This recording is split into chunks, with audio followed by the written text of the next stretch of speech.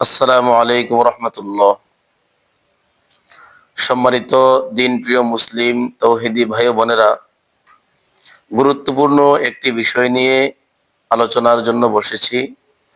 বিষয়টি হচ্ছে আমরা অনেকে রিজিকের অভাব অনটনে পড়ে খুবই পেরেশানিতে পড়ে যাই।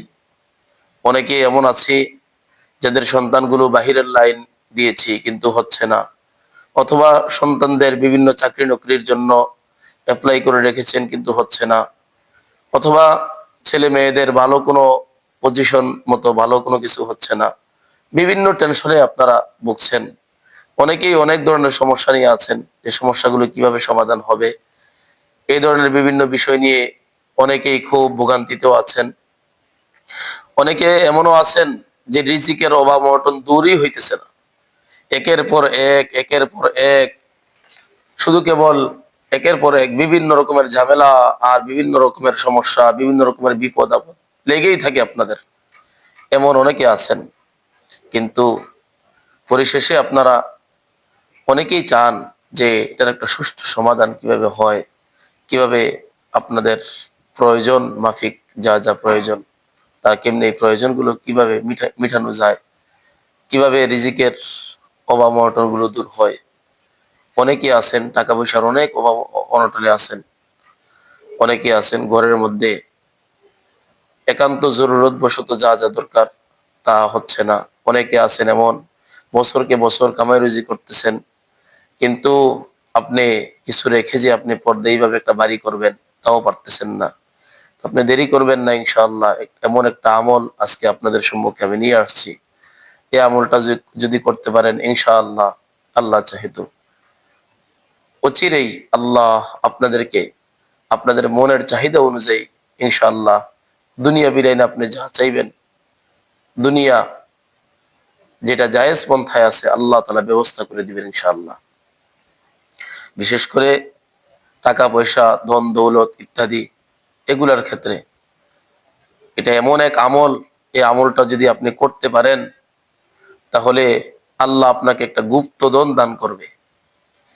এটা অবস্থার ভেদে, যদি আপনি একজন ঘরের একজন কর্তা হন, যে ঘরের মধ্যে বিভিন্ন কিছু আপনার প্রয়োজন, তো আল্লাহ সেই অনুযায়ী আল্লাহ আপনাকে দিবে। আপনি যদি একজন মাদ্রাসায় কোরআন পড়ুয়া ছাত্র হন, মাদ্রাসার একজন তালিবুল ইলম হন, তাইলে ছাত্র হন, তাইলে আপনার জেহেন শক্তির মধ্যে পরিপূর্ণ আল্লাহ তাআলা বরকতে কামিলা দিবেন। অথবা আপনি যদি ব্যবসায়ী হন, ব্যবসার মধ্যে উন্নতি আল্লাহ তাআলা দিবেন।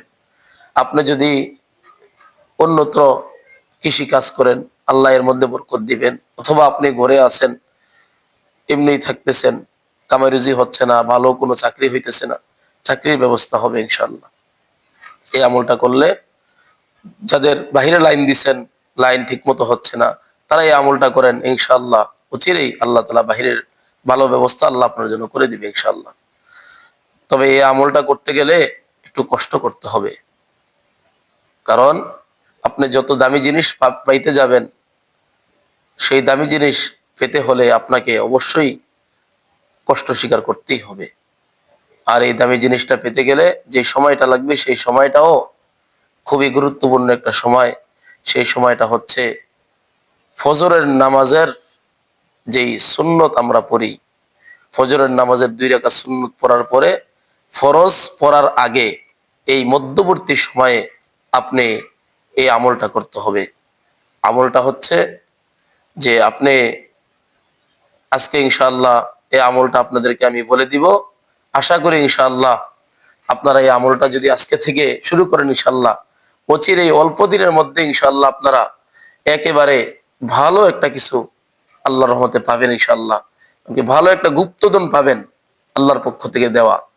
নিজে এটা বলতে বাধ্য হবেন যে আলহামদুলিল্লাহ, আমি বড় একটা কিছু পেয়েছি। দুনিয়ার জগতে অন্য কোনো আমল করে কিছু পেয়েছেন নাকি না পেয়েছেন আপনি জানেন, কিন্তু ইনশাআল্লাহ পরীক্ষিত, বড় পরীক্ষিত আমল এটা। আপনার মেয়েটা বিবাহ হচ্ছে না, সেখানেও আপনি এই আমলটা করেন, দেখবেন ভালো জায়গায় বিবাহের ব্যবস্থা হবে ইনশাআল্লাহ। আপনার সন্তান অসুস্থ হচ্ছে না, আপনি এই আমলটা করেন। নিজেও অসুস্থ আছেন, সুস্থ হচ্ছেন না, এই আমলটা করেন ইনশাআল্লাহ। আল্লাহ তাআলা কুদরতি ভাবে আপনার জন্য বড় ধরনের কিছু ব্যবস্থা করে দিবে, এমন কল্যাণকর কিছু ব্যবস্থা করে দিবে যা আপনি পাওয়ার পরে নিজে নিজে আফসোস করবেন, হ্যাঁ আমার তো এই আমলটা আগে থেকে দরকার ছিল। খুব পরীক্ষিত এক আমল। ইনশাআল্লাহ আপনাদের কাছে শেষ একটা অনুরোধ থাকবে, আমলটা শেখার পরে এই আমলটা আপনি নিজে করবেন এবং আপনার আশেপাশে যারা বিভিন্ন বিষয়ে দুর্গ্রস্ত, বিভিন্ন বিষয়ে বিপদগ্রস্ত আছে তাদেরকে ওই আমলটা শিখাবেন ইনশাআল্লাহ। আমলটা হচ্ছে, সময়ের কথা তো বললামই, ফজরের নামাজের যেই সুন্নত আছে, ফজরের সুন্নত নামাজ আদায়ের পরে ফজরের যে ফরজ নামাজ 2 রাকাত, ওই ফরজ নামাজের আগে সুন্নত এবং ফরজ এর মধ্যবর্তী সময়ের মধ্যে আপনি একটা দোয়া আছে, এই দোয়াটা 40 বার পড়তে হবে। ইনশাআল্লাহ অচিরেই আপনার সব কিছুর ব্যবস্থা আল্লাহ কুদরতি ভাবে করে দিবে ইনশাআল্লাহ। আল্লাহ আপনাকে গুপ্তধন দান করবে ইনশাআল্লাহ, ধারণার বাহিরে আল্লাহ আপনাকে দিবেন। আসুন সেই দোয়াটি আমরা জানি। সেই দোয়াটি হচ্ছে, ইয়া হাইয়্যু ইয়া কাইয়্যুম লা ইলাহা ইল্লা আনতা বিরহমাতিকা আস্তাগীস। আমি দোয়াটি আবারও পড়ছি, ইয়া হাইয়্যু ইয়া কাইয়্যুম লা ইলাহা ইল্লা আনতা বিরহমাতিকা আস্তাগীস। এই দোয়াটি ফজরের সুন্নতের পরে, ফজরের ফরজ 2 রাকাত পড়ার আগে, এই ফজর নামাজের সুন্নত এবং ফরজ নামাজ দুইটার মধ্যবর্তী সময়ের মধ্যে 40 বার এই দোয়াটি পড়তে হবে ইনশাআল্লাহ। আশাবাদী ইনশাআল্লাহ আল্লাহ তাআলা আপনাকে অবশ্যই অবশ্যই ফলাফল দিবেন ইনশাআল্লাহ। আল্লাহ তাআলা আমাদের সবাইকে আমল করার তৌফিক দান করেন, আমিন।